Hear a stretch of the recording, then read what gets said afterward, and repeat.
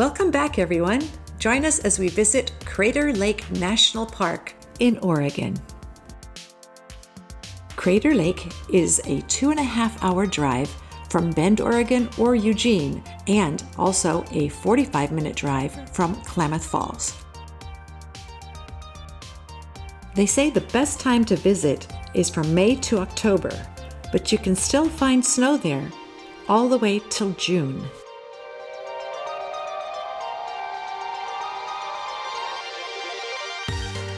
Be forewarned, there are no gas stations in the park, so make sure your tank is full before you head out. As we drove there, the snow just kept getting deeper and deeper, and the trees were heavy with it. Our first stop was Annie Creek Snow Park, where we would park our trailer and continue on from there with our car.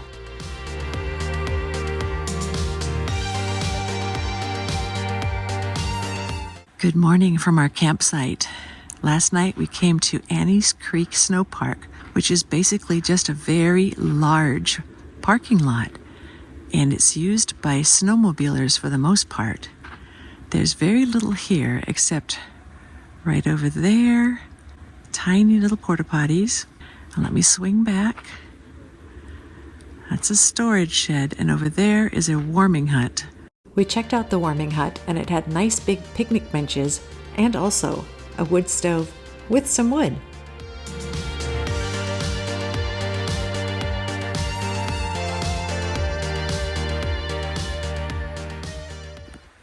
We are surrounded by towering pine trees, and it's quiet. All you hear is the wind in the trees.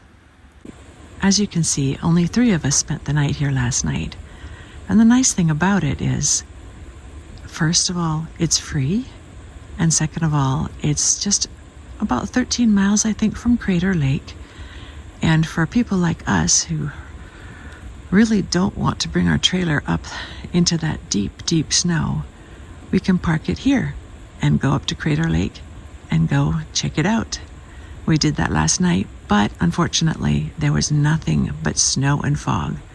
We're going to try it one more time today to see if it clears up. Depending on your vehicle, it can cost $15 to $30 to enter the park. Luckily, I had my senior lifetime pass with me. And here we are at the south entrance of Crater Lake National Park. Normally, it's fun to drive the rim road, which is 33 miles long, all around the lake. But in the winter, it's another story altogether. As you can see, the snow keeps getting deeper and deeper, and you can enter into the south entrance, but you really can't drive on the rim road. It's just closed for the winter. The road leading up to the visitor center is absolutely gorgeous. We ended up picking up a guy who had somehow hiked to the top of the hills up there and skied all the way down, and he was going to carry his skis all the way to the visitor center, which was a full mile away. So we just stuffed everything in the back of our car and we took him along. Please make sure that you subscribe to our channel and give us a thumbs up and click that bell for notifications. We made it to the visitor center and therefore also to Crater Lake. And I could see right away why everyone was telling us, you have to go there. One of my favorite sounds in the entire world is the sound of snow crunching underneath my boots.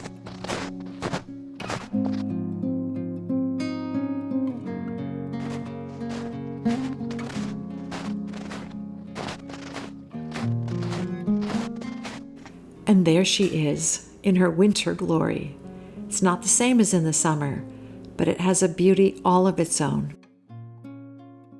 There was a lot of snow, not as much as usual from what I heard, but normally they get between 10 to 15 feet by springtime. Evidently, the lake almost never freezes over.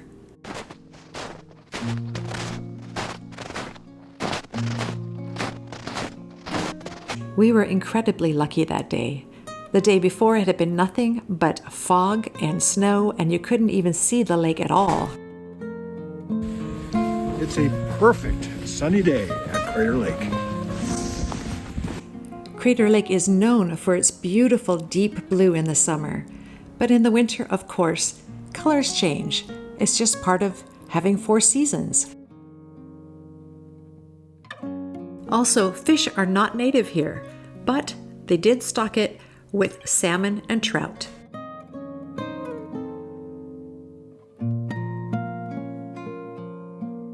I heard that this year they've had about half of their usual snowfall. And if you can believe this, there have been numerous Bigfoot sightings.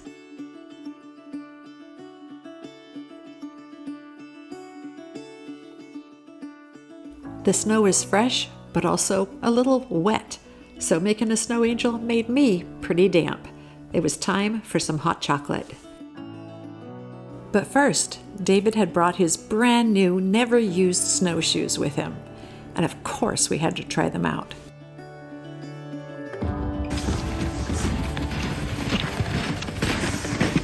I wanted to try as well, so I borrowed David's snowshoes, and they were way too big for me, but it was still super fun.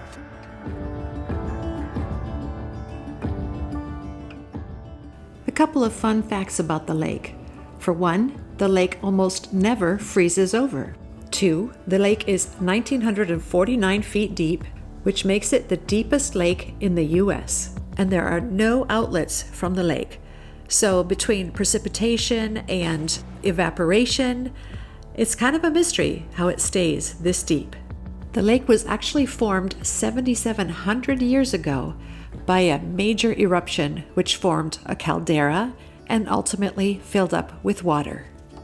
The rim of the crater is 7,000 to 8,000 feet up, and the park itself is made up of 183,224 acres, which makes it pretty dang big.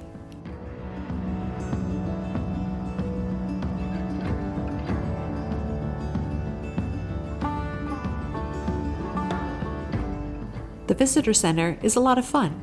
There's a really nice gift shop. There's a small little cafe, and upstairs you can sit in these wonderful kind of rocking chairs and look out on the snow and enjoy your hot chocolate. And just note that this is the only place in the park with internet. Thanks for joining us on this beautiful sunny day at Crater Lake. Make sure you've subscribed to our channel so that in the future you can see our next adventures. And trust me, there's a lot of good ones coming up. See you on the next adventure.